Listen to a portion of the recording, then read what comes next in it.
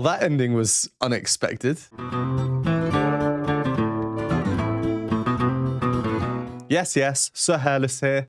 So this is my first time knowingly and actively listening to BOYZ II Men. They're a huge name, so obviously I've heard of them. I don't know if I could list any of their songs though, but I have heard them at least once before, because when I was at university many years ago, it was around Christmas time. We were all at the bar about to head home for Christmas for a couple of weeks, and there was some nice music playing, and my friend said, "Oh, this is BOYZ II Men, you would really like them, especially their Christmas music." We then went out, I kind of forgot, and then I never listened to them. Sorry, I'm just adjusting my hat. It's really difficult to get the earphones around my ears with the hat on. I have to get them fully around my ears so I can really hear the music in good quality. Anyway, a recent reaction of mine was by an a cappella group called Voice Play. They did a medley and it was called Boy Bands in 5 minutes. My favourite part of that medley was a BOYZ II Men segment.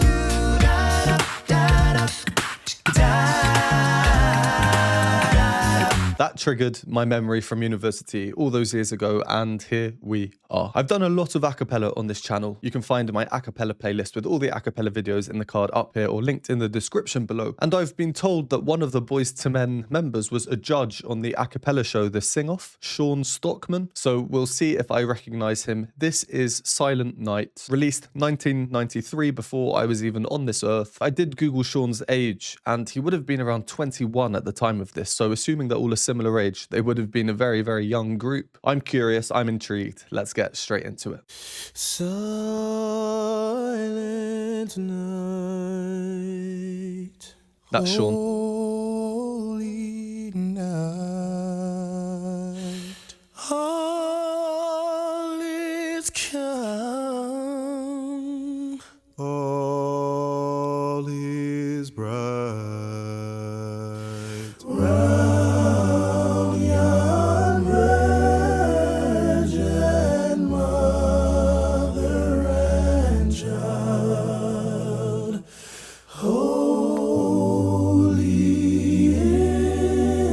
So tender and mild, sleep in heavenly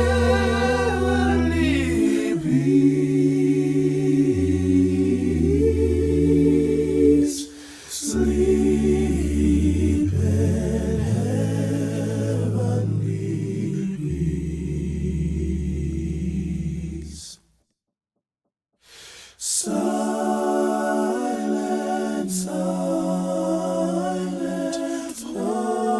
Right, well, it's quite a short video. It's only 2.5 minutes. So I'm just going to do a quick pause now. Hopefully it helps with copyright. Just give a few thoughts and then we'll carry on to the end and do the analysis afterwards. But wow, I did not know what to expect. This harmony is really crazy. Really, I want to use the word intricate, but I also want to use the opposite, because there are some elements of it that you typically would not see, such as parallel movement, where 2 parts move exactly with each other. 3 parts, actually, as is often the case here. You don't usually see that in music, because in order to fit with the harmony, one part might have to stay on one note whilst another part moves, and then it will join in and that kind of thing. Moving in parallel motion perfectly together can sound quite peculiar. If we look at music from many centuries ago, it's something that's referred to as organum.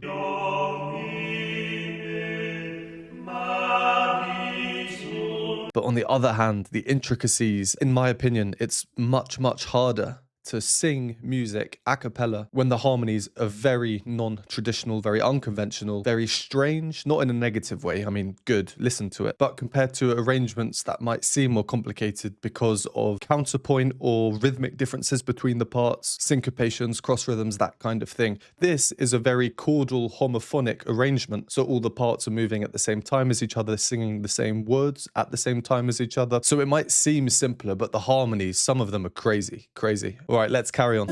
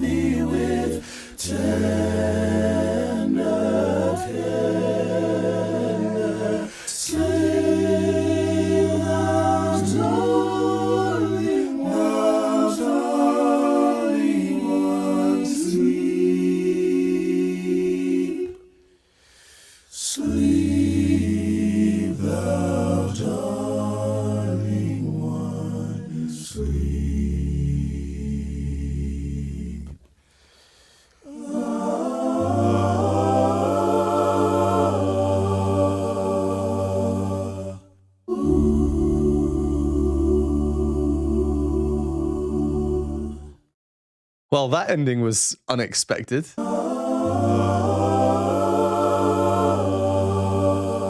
Almost removed in the harmonic sense completely from the whole song prior, but then finishing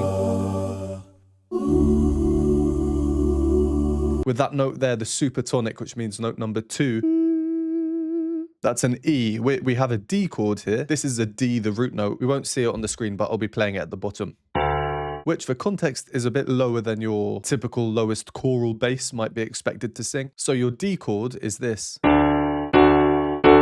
There are only 4 of them. We have a D in the bass and a D here. So one of these notes is moved, and that's this one, which is moved to note number 2. If D is note number 1, the supertonic. And that scrunch there, oh, really, really nice. Well, that was really interesting. It started off with them essentially introducing each singer. Silent night. That's the one that I recognize, Sean. Holy night. His voice, much more airy. It seems to be a bit higher set. All is come. And the intricacies, the embellishments, these little runs, quite gospel in style or quite R&B, and an even higher set voice, it seems. Interestingly, throughout the whole song, there wasn't really any head voice used, perhaps a bit of a blended voice, but because of the air that was used on the higher notes, we didn't really get any straight falsetto. And that's also what I think contributes to this blend, this tightness of the sound. The fact that 3 of them probably have quite similar ranges. We don't have any leggero tenors. By the sounds of it, they're the really light tenors who just sing way higher than your normal guy in his chest voice. And then, of course, we have the bass part. All is bright. And I was quite taken aback from their first entry together. I like the rawness of the sound, and from those initial entries, it doesn't sound modern, significantly treated. We do get some weird kind of echo effects, actually. I had to double check what I was hearing the first time. But overall, it's a nice, natural sound. And then when they all come in, the aesthetic has changed as well. I like the aesthetic of the video in general, mostly set inside a church, it seems. But here, the red blazers, the snowy steps, yeah, it's just nice. But the sound, whoa, rich, rich sound. Straight in on a suspension, where that first note doesn't quite fit in the chord, so it's suspended and then it moves down to resolve to fit in the chord. Usually a suspended note would be held on from the previous chord when a chord changes, but here they just go straight into it. In other words, they go straight in on a dissonance.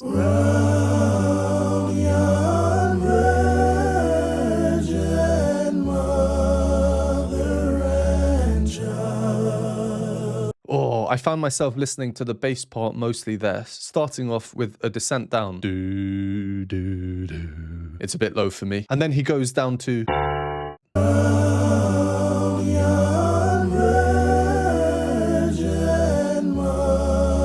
That chord there on Mother. What do we hear? We have this, that's the melody, and then... Don't worry, it's not F sharp minor because of the bass, which is D. The overall key is D, by the way. If we move it up here so they're all closer together. Major 7 chord. All this means is you have your regular D chord.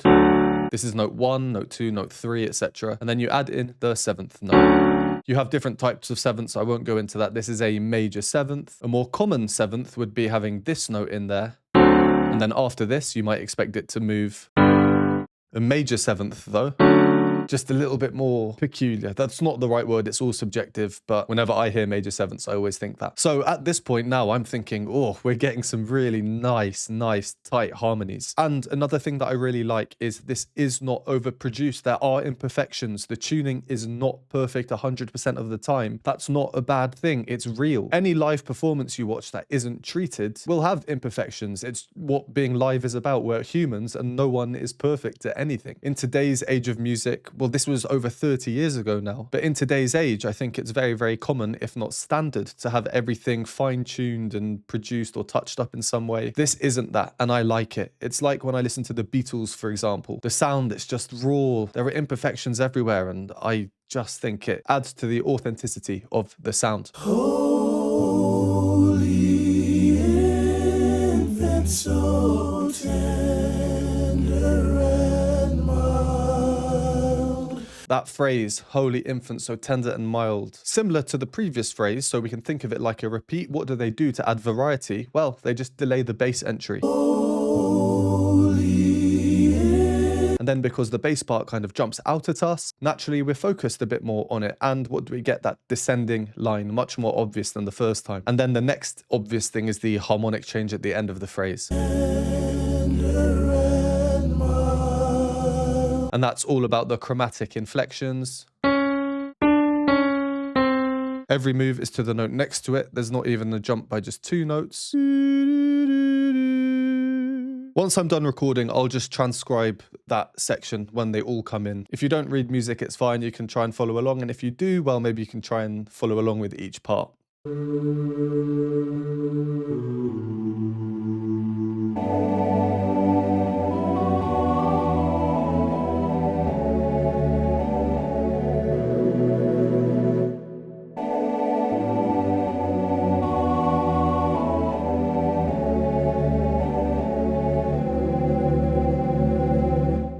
The next bit was one of the stranger parts, and I'm not sure how I feel about it. There's that chromatic part in the middle. And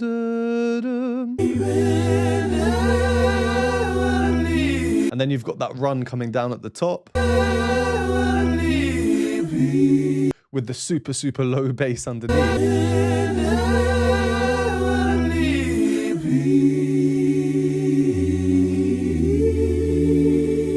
Finishing on this chord, again, quite peculiar. Really nice upper notes, though, the air that they're using.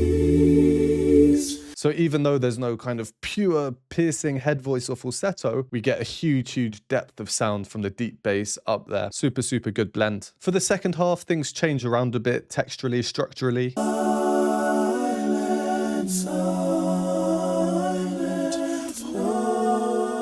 No bass here, so 3-part harmony, and homophony is now gone. Silent, silent night.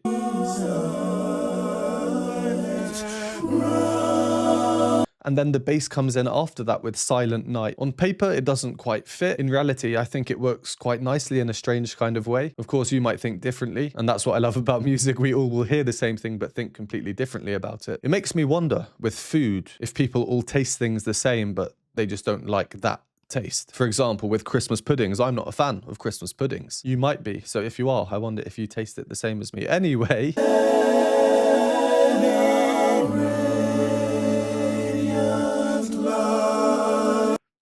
That is strange. Harmonically, that is strange. Very, very non-standard. So what are we hearing there? Let's hop over to the online keyboard.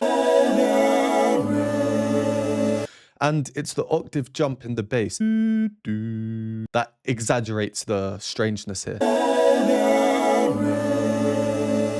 And again, I'd just like to clarify, when I use the word strange or peculiar, it's not a negative thing. I could use the word different, I suppose, but it's just different to me because I'm not used to hearing this kind of thing. If you've grown up with them, then it could sound completely regular or not different. All right, so what do we get there?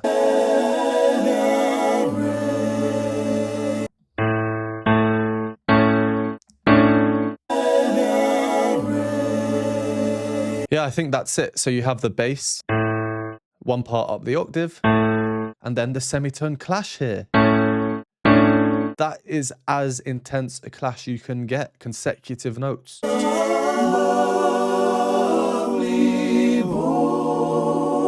And here I like how only the bass is sat down, and he is the part that is really driving the harmonic resolution or movement, if you can call it now, with his descent down.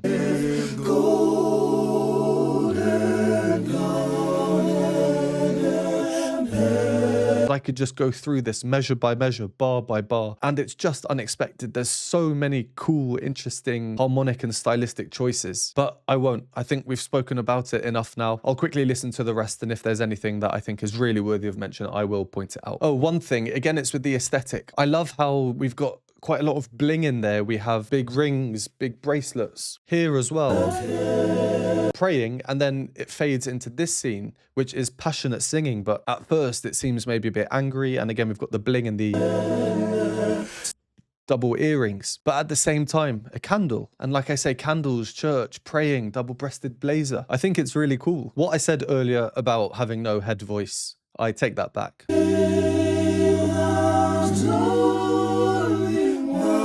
mean, that is, isn't it?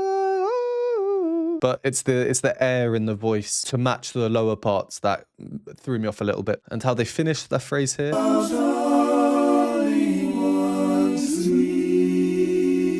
Which is the minor chord somewhere between.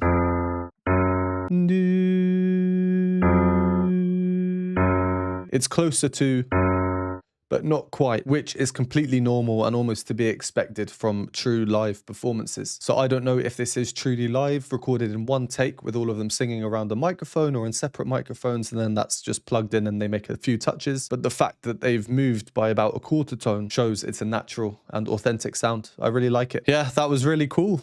I really did enjoy that. There were some parts that were, I think, just so unexpected, a bit of a shock to me that I wasn't quite sure what to make of them, but overall I liked it. Authentic sound, tight sound. They clearly have a good blend. They're clearly very, very successful for a reason. I think I'll need to listen to more of them. So if you have any recommendations, please leave them in the comments below. And as always, thank you very much for watching. Would appreciate a like and subscribe. If this has got you feeling festive, make sure to check out my Christmas playlist linked below or with the card up here. You can see all of my previous Christmas reactions, and I have many more to come this December. And if you enjoy my content and would like to support me, you can do so by donating me a hot chocolate at the Buy Me a Coffee linked below, or if you'd like to join the community, get access to exclusive content not available on YouTube, you can do so by joining the Patreon linked on the screen. And I will see you next time.